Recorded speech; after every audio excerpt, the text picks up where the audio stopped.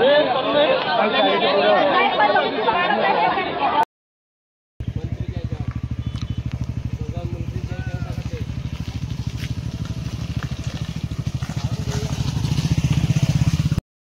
चांप्याला जातो कारण आम्हाला चांप्या मार्ग आहे।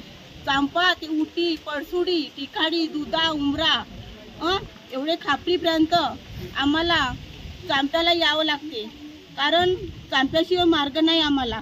तर महिला सुद्धा त्या ट्रकवर बसून येतात। आम्हाला खूप विचार पडते कारण आज कोणता ट्रकवाला कसा राहतो कहा राहतो आपल्याला माहीत नाही राहत, कधी दारू पिऊन राहतो। कारण तरुण मुली सुद्धा शिक्षणासाठी बाहेर जातात, त्या ट्रकमध्ये बसून येतात। म्हणून हे लोकांना दिसत नाही, ह्या शासनाला दिसत नाही। येऊन जातात पण आम्हाला काही समस्या दूर करत नाही। म्हणून आम्हाला मुलांना, तरुण मुलांना मुलं आहेत, आम्हाला उच्च शिक्षण घ्यायचं आहे तर आम्ही कसे करू?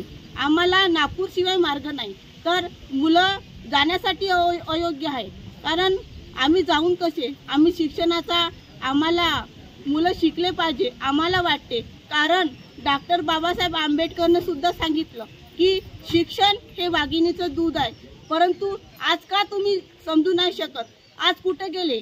आज आमदार कुठे गेले? खासदार कुठे गेले? मंत्री कुठे गेले?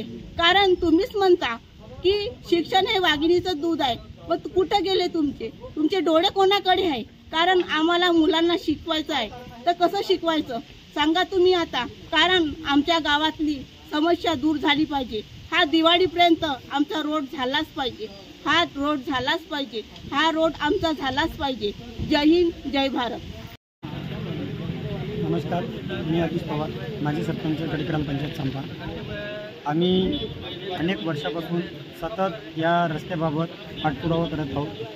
सदर हा रस्ता मुख्य रस्ता 353D नागपूर ते उमरेड आणि या मधोमध पडत असलेला चांपा हा टोल आणि चांप्यापासून गेलेला चांपा, हळदगाव, परसुडी, खापरी, सायकी अशा विविध 15 गावांना जोडणारा हा NBRचा रस्ता 53, NBR 35 या रस्त्याची अतिशय अनेक वर्षापासून दुरवस्था झालेली आहे। याच्याकडे प्रशासन आणि सरकारचं दुर्लक्ष आहे आणि आताच काही दिवसामध्ये शाळेकरी विद्यार्थ्यांची शाळा सुरू होणार आहेत आणि विद्यार्थ्यांच्या पुढे एक गंभीर प्रश्न निर्माण होतो की पावसाळ्यात या रस्त्यापासून वाटचाल कशी सुरुवात करावी।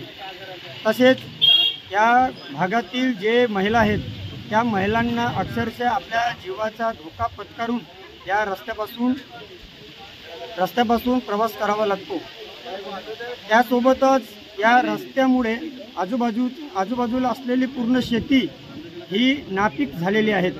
सोबतच चांपा ते उमरेड हे अंतर 22 किलोमीटरचं असल्यामुळे आणि तिथून तर खापरीपर्यंतचं अंतर 10 किलोमीटरचं, 30 ते 35 किलोमीटरचा फेरा वाचवण्याकरिता अनेक लोक चांपा ते खापरी आणि हा बुट्टीबोरीला जोडणारा, महामार्गाला जोडणारा रस्ता असल्यामुळे या रस्त्याचा वापर करत असतात।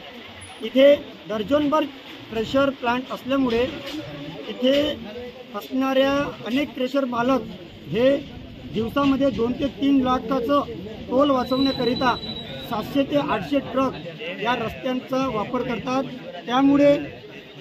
त्यामुळे त्यांचं दिवसाचा टोल हा व्यावसायिक टोल तर वाचवतातच, पण त्यांच्या ओव्हरलोड ट्रक चालवण्यामुळे या रस्त्याची अतिशय दुरावस्था झालेली आहे। यामुळे आज इथे शांतताप्रिय आंदोलन करण्यात आलेले आहे आणि या आंदोलनामध्ये अनेक लोकांनी आश्वासने दिलेले आहेत, हा रस्ता या मार्गातून बनेल, हा रस्ता त्या मार्गातून बनेल। पण आमच्या सर्व जनतेच्या पुढे हा एक विषय निर्माण झालेला आहे की हा रस्ता बनेल तर बनेल, कोणत्या मार्गातून बनेल? आम्हाला मार्ग पाहिजे आणि तो मार्ग बनवण्याकरता शासनाने विविध टप्प्यातून बनवावा, कसा तरी बनवावा, पण ह्या जनतेची समस्या मुख्य समजून या रस्ता तयार करण्यात यावा। आम्ही गरीब घरातले विद्यार्थी आहोत, शाळेत शिक्षणासाठी येतो ना। आमचं एकच म्हणणं आहे सरकारला, बिलकुल टोटली